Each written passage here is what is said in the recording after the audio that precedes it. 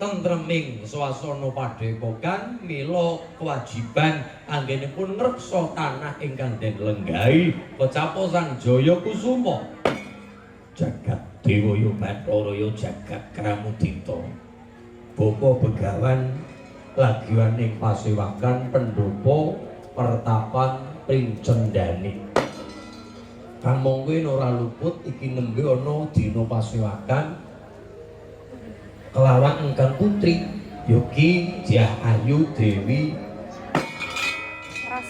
Ataswati. Iki mestine aku supaya njejaga bang wetan, bang kulon, bang lor lawan bang kidul. Ana apa-apa aku kan melu tanggung jawab ya. Lho. Sidro bolo kang tumingal Kampo samya ngedal ler kanthi wilati kodho